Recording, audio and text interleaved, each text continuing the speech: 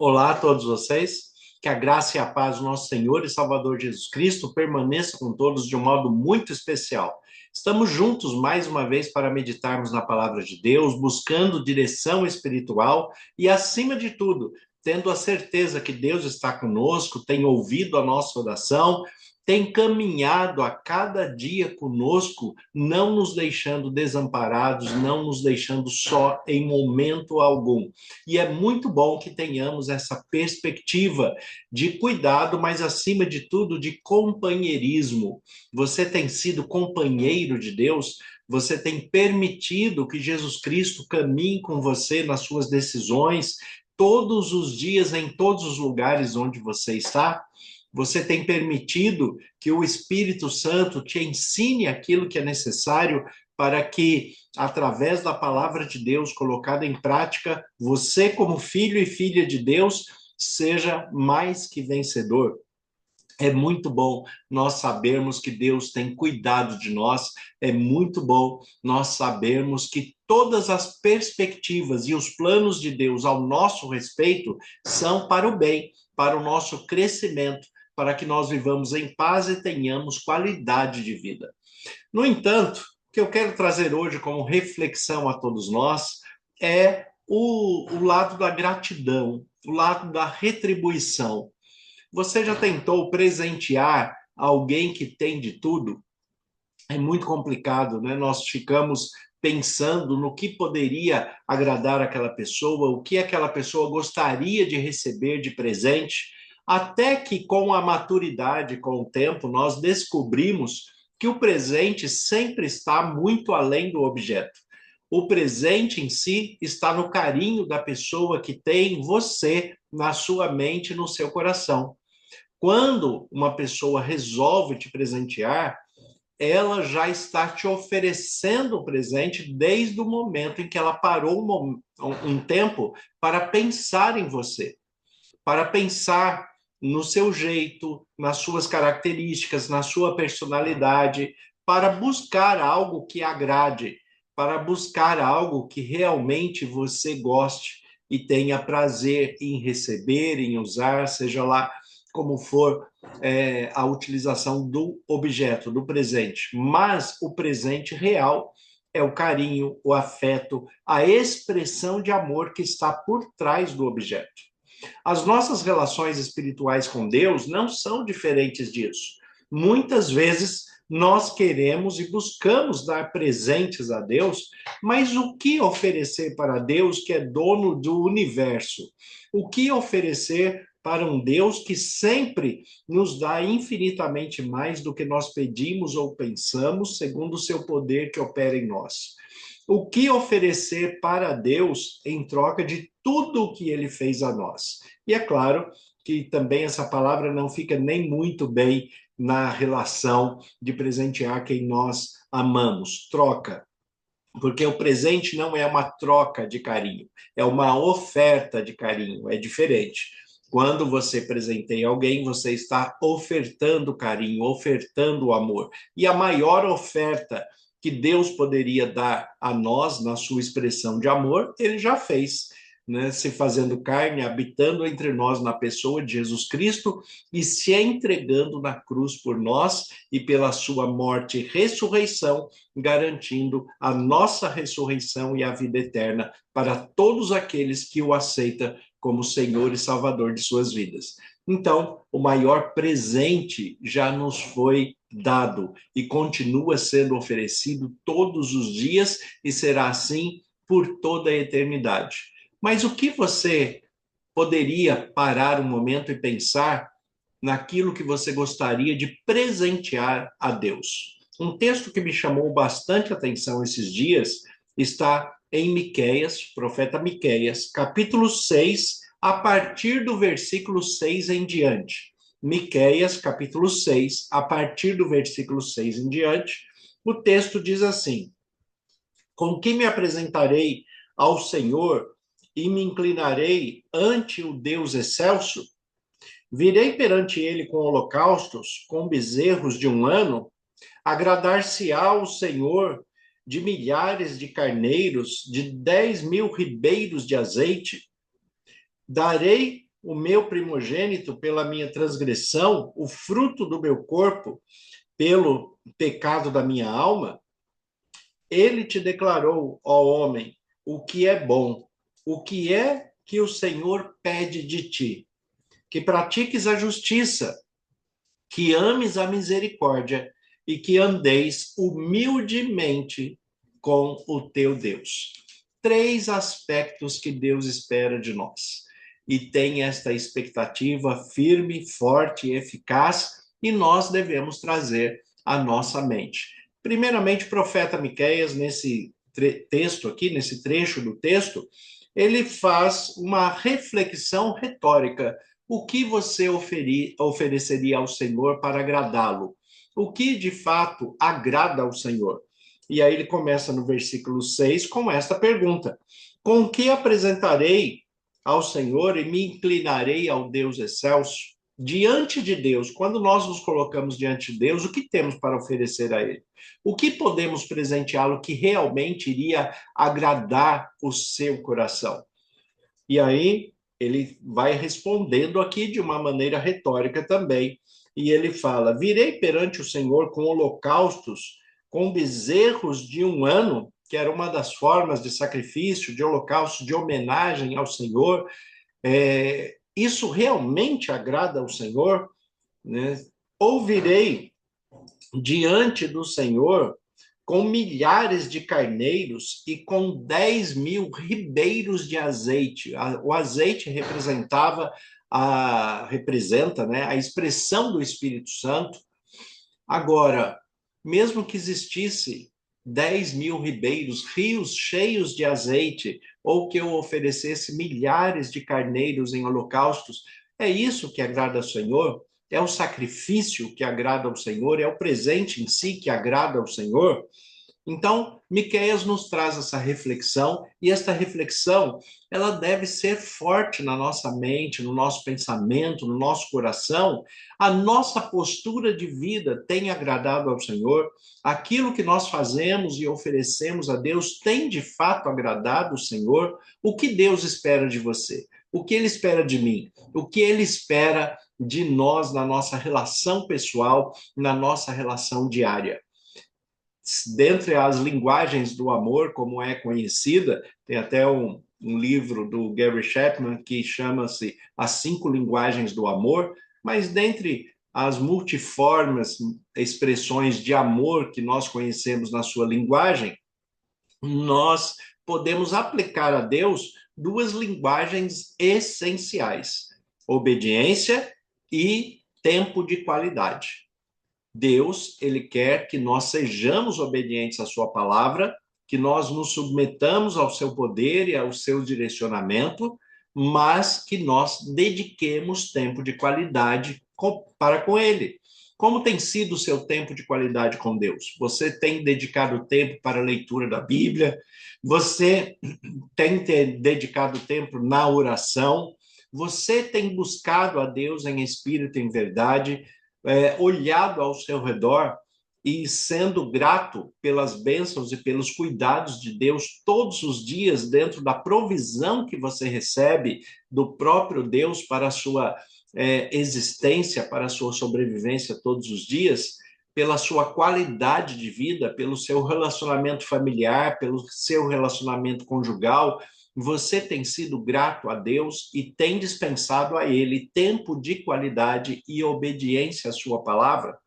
Porque estas realmente são as linguagens mais fortes, né, no relacionamento com Deus. O próprio Jesus Cristo, ele vai nos dizer, trazendo uma reflexão, ele também nos pergunta por que que nós o chamamos de Senhor se nós não fazemos o que ele manda.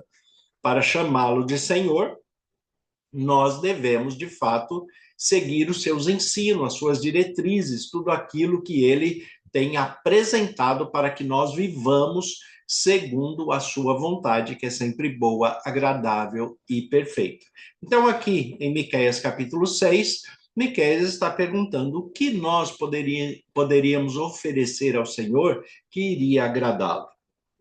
E aí ele fala: olha, eu daria o fruto do meu corpo né? Eu daria o meu primogênito pelo pecado da minha alma, nem que eu entregasse o meu filho, mesmo assim, eu não estaria retribuindo a tamanha gratidão, tamanho feito, tamanhos cuidados que Deus tem pela minha vida.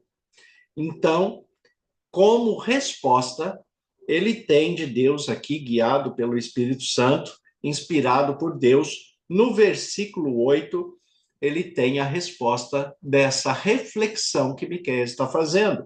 No versículo 8, ele diz assim: Ele te declarou, ó homem, o que é bom e o que é que o Senhor pede de ti. Então, o que é que Deus realmente quer? O que Deus realmente pede de você? E aí ele vem para o primeiro aspecto. O primeiro aspecto é que pratiques a justiça. O que é justiça? Nós temos que tomar cuidado e compreender muito bem o que significa isso no aspecto bíblico, principalmente porque, pela nossa compreensão semântica da cultura ocidental e da língua portuguesa, é muito comum que se confunda justiça com vingança. E nenhuma das duas coisas nos pertence, né? A justiça pertence a Deus, a vingança pertence a Deus. Nós temos que deixar Deus cuidar de todas as coisas. Mas Deus, ele quer que nós pratiquemos a justiça. E o que é que quer dizer isto? Nós vamos ver, por exemplo, em Gênesis capítulo 6, quando se fala a respeito de Noé, fala que Noé era um homem justo e íntegro entre os seus contemporâneos. Da mesma forma, no livro de Jó, também vai falar que Jó era um homem justo e íntegro entre os seus contemporâneos. O que quer dizer esta expressão de justiça? Que pratiques a justiça. E a justiça, por que é uma prática? Porque justiça é colocar em prática aquilo que você tem diante de Deus. Justiça é você praticar a palavra de Deus, andar em paralelo com a palavra de Deus. A expressão justiça, em hebraico, vem da raiz tsadi. Tsadi seria uma figura de um fio de prumo, o fio de prumo que é um pêndulo, onde o pedreiro, quando está levantando uma parede, para que essa parede cresça, né, suba alinhada, ele vai colocando o fio de prumo e o pêndulo não pode encostar na parede, porque senão mostra que a parede vai estar torta. Ele não pode nem encostar e nem se afastar. Ele tem que subir paralelamente, sempre na mesma distância da parede. E assim a parede vai ser levantada de uma maneira bastante alinhada. Então, quando Deus fala que Ele quer que nós pratiquemos a justiça, é que nós devemos andar em paralelo aos seus ensinos, em paralelo aos seus mandamentos, em paralelo àquilo que Ele determinou para que nós fizéssemos, como fala Paulo em Efésios capítulo 2, versículo 10, onde diz que nós fomos criados para as boas obras que de antemão Deus preparou para que andássemos nela. Então, Efésios 2:10 nos mostra o propósito de Deus para nós, que Deus nos preparou, nos criou para boas obras e para que nós andemos em paralelo com a sua palavra, com os seus ensinos, com o seu caráter, com a sua personalidade. Então, em primeiro lugar, o que Miqueias nos apresenta aqui, né, Miqueias 6, capítulo 6, versículo 8 agora, a primeira expressão do que você realmente vai agradar a Deus, o que você pode entregar a Deus, em primeiro lugar, que pratiques a justiça, ou seja, que a sua vida diária tenha por prática andar em paralelo com os ensinos e a palavra de Deus. Em primeiro lugar, é isto. Em segundo lugar, ele coloca que ames a misericórdia. O que é amar a misericórdia? Misericórdia é a junção de duas ideias, de duas compreensões da linguística. Miséria é aquilo que a pessoa não pode fazer por si mesmo, ele precisa do auxílio, da ajuda de outra pessoa. Uma pessoa miserável é aquele que não pode fazer nada por si mesmo, ele está vivendo numa situação de limite, de degradação humana, mas ele não consegue sair daquela situação, então ele é um miserável, vive em situação de miséria, ou seja, não tem a capacidade de fazer nada por si mesmo. E cardia, que é a expressão grega que vem de coração, por isso que nós temos exames cardíacos, porque cardia é coração em grego. Então, misericórdia, o que significa essa expressão? Misericórdia. A nossa miséria, a nossa insuficiência, aquilo que nós não podemos fazer por nós mesmos, move o coração de Deus. E ele age com providência, ele age com amor, ele age com benevolência, ele se mantém ao nosso lado, suprindo as nossas necessidades em tudo que nós precisamos. Então, nós devemos andar em paralelo com a palavra de Deus, a vontade de Deus, buscando compreensão da sua vontade e ter a consciência de que sem Deus nós não podemos fazer muito por nós mesmos, nós dependemos de Deus. Então, a nossa miséria, que é a dependência de Deus, move o coração de Deus, cardia. Então, que você ame a misericórdia, ou seja, ame ser dependente de Deus. Ame que Deus esteja atento às suas orações, às suas necessidades. Ame a presença de Deus com você todos os dias. Ame a misericórdia, porque a palavra de Deus nos diz que as misericórdias do Senhor se renovam a cada manhã, e a sua misericórdia é a causa de nós não sermos consumidos. Então, ame a misericórdia, porque Deus, através da misericórdia, tem cuidado de nós e tem suprido todas as nossas necessidades. Aquilo que nós não podemos fazer por nós mesmos, Deus entra com providência e ele faz. Na nossa miséria, é movido o coração de Deus e com o seu poder tudo será resolvido. Então, que andes na justiça, em paralelo com a lei, com a palavra de Deus, e ame a misericórdia, ame, né, aquele que te socorre em todos os momentos. Aquilo que é impossível para os homens não é impossível para Deus, porque para Deus não há impossíveis em todas as suas promessas. E o terceiro aspecto é que andes humildemente com o teu Deus. Andar de maneira humilde com Deus quer dizer o quê? Tenha a verdadeira percepção de quem você é. Não seja superior e nem inferior.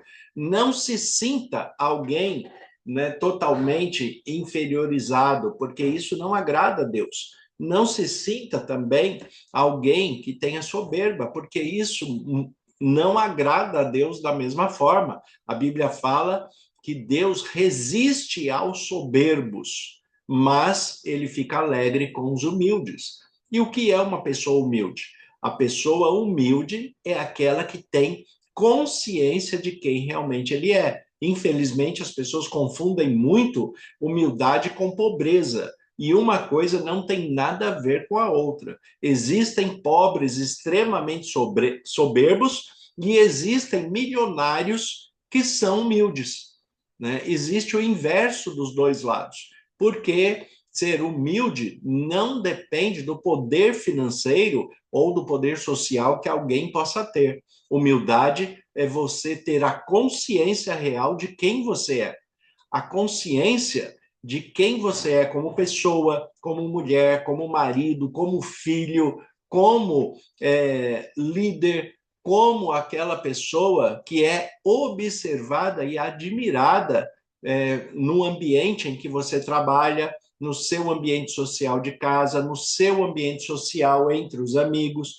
Então, nós devemos ter a verdadeira percepção de quem nós somos. Porque também, quando nós conhecemos a nós mesmos, conhecemos os nossos limites, conhecemos as nossas perspectivas pessoais, sabemos quais são os nossos potenciais e os nossos limites, nós também observamos aquilo que deve ser melhorado, aquilo que Deus quer transformar em nós, aquilo que precisa ser quebrado e refeito, aquilo que precisa ser totalmente transformado para que realmente se cumpra o propósito de Deus em nossas vidas.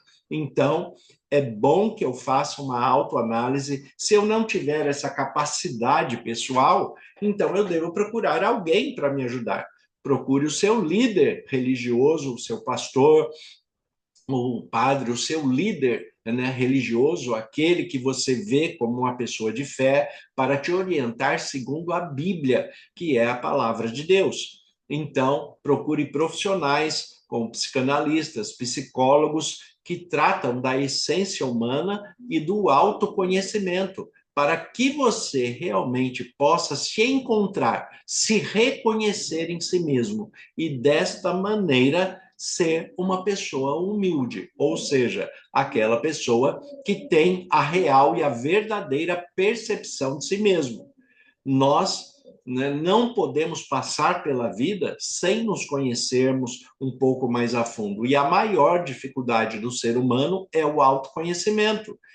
Primeiro, porque o ser humano acha que já se conhece demais. E aí ele não busca auxílio, não busca crescimento, não busca ajuda, não busca quem possa orientá-lo nesse autoconhecimento. E isso só vai trazer prejuízos para a sua vida, principalmente quando essa pessoa começa a agir de forma empírica, ou seja, pelo experimento e pelo erro e acerto, e é a pior forma que tem de um ser humano se conhecer e se descobrir. Então, busque a Deus, né, em espírito e em verdade, busque se conhecer a si mesmo e, se conhecendo, tenha a humildade de saber que você precisa promover o conhecimento, o crescimento pessoal, né? Seja um admirador de si mesmo, observe aquilo que você já cresceu, aquilo que você já alcançou, né? Trabalhe a sua autoestima nas suas conquistas humanas, naquilo que realmente você já alcançou, porque isso também agrada a Deus ver que você está desenvolvendo maturidade e crescimento. Então, observe, né, a si mesmo e vibre, se realize com as suas conquistas. Né? De fato, seja feliz com quem você é, com quem você foi construído pela vida e se construiu pelas suas escolhas. Então, isso é importante. Mas sempre que nós nos observamos, vamos chegar à conclusão de que nós dependemos de Deus a todo momento. Dependemos de Deus para sermos guiados segundo a sua vontade, que é sempre boa, agradável e perfeita. Então, a humildade nesses dois aspectos, reconheça quem você é de fato, mas também seja humilde o suficiente para saber que, por mais crescimento de conhecimento pessoal, sabedoria e discernimento que você possa ter, você nunca será um ser que não dependa do Criador. Todos nós dependemos de Deus e seremos dependentes dele por toda a eternidade. E é muito bom que nós tenhamos essa percepção, porque é exatamente por sermos dependentes que nós nos mantemos ligados a Deus. E nos manter ligados a Deus é o que garante a nossa vida eterna, porque ninguém que se separa de Deus pode ter eternidade, porque afinal de contas ele não é um Deus em si mesmo. Né? Então, se ele se separar daquele que é eterno, ele vai ter, né, um fim também, porque ninguém tem eternidade em si mesmo. Então, quando Deus ele quer que nós nos voltemos para Ele, para nos mantermos ligados a Ele, é porque Ele quer que nós tenhamos a vida eterna e nós teremos porque estamos ligados a Ele. Então, o que você pode, respondendo à pergunta de Miqueias, que é a nossa pergunta inicial, o que você daria ao Senhor? Qual presente você ofereceria ao Senhor? O que realmente é um presente que agrada a Deus? E aqui nós temos a resposta. Nós temos 3 presentes e são 3 desafios para agradar ao Senhor nosso Deus. que pratiquemos a justiça, que é andar em paralelo com seus ensinos e a sua palavra, que amemos a misericórdia, tenhamos consciência de que aquilo que nós não podemos fazer nada por nós mesmos move o coração de Deus e Ele faz, e que andemos em humildade, reconheçamos de fato quem somos e assim saberemos o que precisa ser transformado e também, né, ficaremos felizes com aquilo que já alcançamos, que o Espírito Santo já nos transformou. Então, esses três presentes são essenciais para agradar o coração de Deus. Pratique a justiça, ame a misericórdia e ande humildemente diante de Deus. Senhor, nosso Deus e Pai, nós te agradecemos pela tua palavra que é viva e eficaz. Como ministro do Evangelho, em nome de Jesus, eu peço as tuas bênçãos sobre todos os que estão acompanhando essa mensagem. E que a cada dia nós conheçamos mais de nós e conheçamos mais de ti, para que sejamos mais próximos do teu Filho Jesus Cristo. Que o Senhor nos guie pelo teu Espírito Santo, nos fortaleça, abençoe a todos segundo o seu poder e a cada família que eles representam, em nome de Jesus. Amém. Deus abençoe a todos. Tenha um excelente dia, em nome de Jesus.